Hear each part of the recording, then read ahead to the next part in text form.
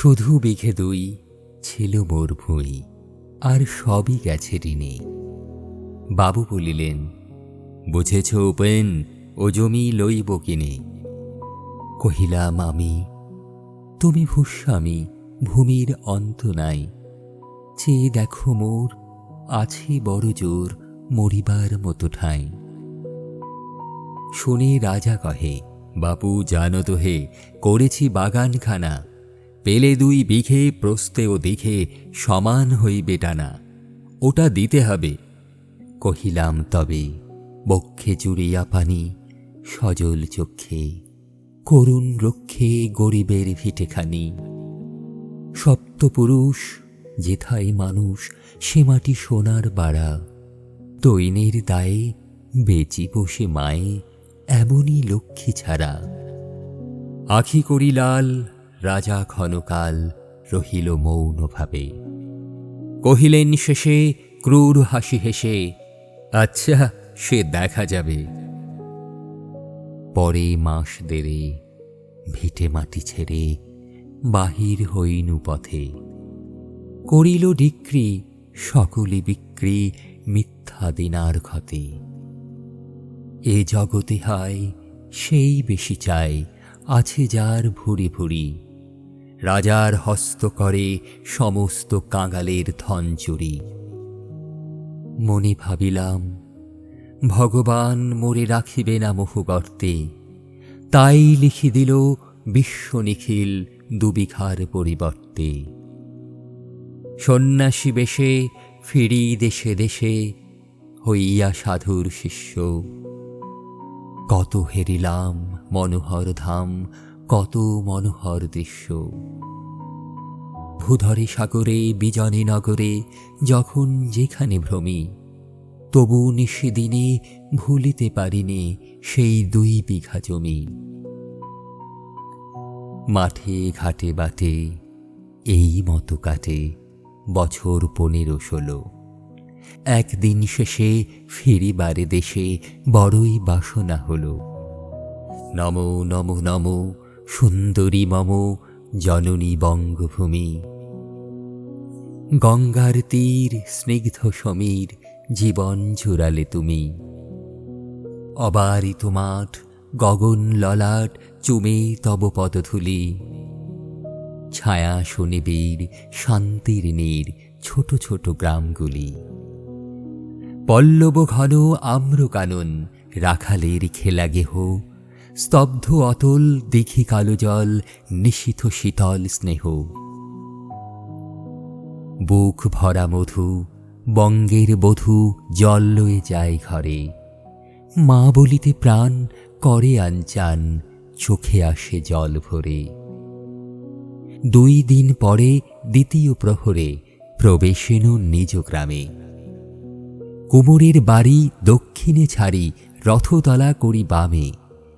রাখি হাট খোলা নন্দীর গোলা, মন্দির করি পাছে। ত্রিশাতুর শেষে পৌঁছিনু এসে আমার বাড়ির কাছে। ধিক ধিক ওরে, শতধিক তোরে নীলাজ কুলোটা ভূমি। যখনই যাহার তখনই তাহার, এই কি জননী তুমি। সে কি মনে হবে একদিন যবে ছিলে দরিদ্র মাতা। আঁচল ভরিয়া রাখিতে ধরিয়া ফল ফুল শাক পাতা। আজ কোন রীতে কারে ভুলাইতে ধরেছ বিলাস বেশ। 5 রঙা পাতা অঞ্চলে গাঁথা, পুষ্পে খচিত কেশ। আমি তোর লাগি ফিরেছি বিবাগী, গৃহহারা সুখহীন। তুই হেথা বসি ওরে রাক্ষসী, হাসিয়া কাটাস দিন। ধনীর আদরে গরব না ধরে এতই হয়েছ ভিন্ন। কোনোখানে লেশ নাহি অবশেষ, সেদিনের কোনো চিহ্ন। কল্যাণময়ী ছিলে তুমি ওই ক্ষুধাহরা সুধারাশি। যত হাসো আজ, যত করো সাজ, ছিলে দেবী হলে দাসী। বিদীর্ণ হইয়া ফিরিয়া ফিরিয়া চারিদিকে চেয়ে দেখি, প্রাচীরের কাছে এখনো যে আছে সেই আম গাছ একই। বসি তার তলে নয়নের জলে শান্ত হইল ব্যথা। একে একে মনে উদিল স্মরণে বালককালের কথা। সেই মনে পড়ে জ্যৈষ্ঠের ঝড়ে রাত্রে নাহিক ঘুম, অতি ভোরে উঠি তাড়াতাড়ি ছুটি আম কুড়াবার ধুম। সেই সুমধুর স্তব্ধ দুপুর, পাঠশালা পলায়ন। ভাবিলাম হায়, আর কি কোথায় ফিরে পাবো সে জীবন। সহসা বাতাস ফেলি গেল শ্বাস শাখা দুলাইয়া গাছে।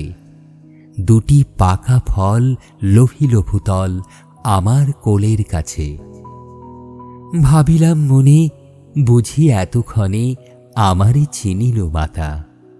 স্নেহের সে দানে বহু সম্মানে বারেক ঠেকানু মাথা। হেনকালে হায় যমদূত প্রায় কোথা হতে এলো মালি। ঝুঁটি বাঁধা উড়ে সপ্তম সুরে পাড়িতে লাগিল গালি। কহিলাম তবে, আমি তো নীরবে দিয়েছি আমার সব। দুটি ফল তার করি অধিকার, এত তারই কলরব। চিনিল না মোরে, নিয়ে গেল ধরে কাঁধে তুলি লাঠি কাজ। বাবু ছিপ হাতে পারিষদ সাথে ধরিতেছিলেন মাছ। শুনে বিবরণ ক্রোধে তিনি কন, মারিয়া করিব খুন। বাবু যত বলে পারিষদ দলে বলে তার শতগুণ। আমি কহিলাম, শুধু দুটি আম ভিক মাগি মহাশয়। বাবু কহে হেসে, বেটা সাধু বেশে পাকা চোর অতিশয়। আমি শুনে হাসি, আঁখি জল ভাসি। এই ছিল মোর ঘটে। তুমি মহারাজ সাধু হলে আজ, আমি আজ চোর বটে।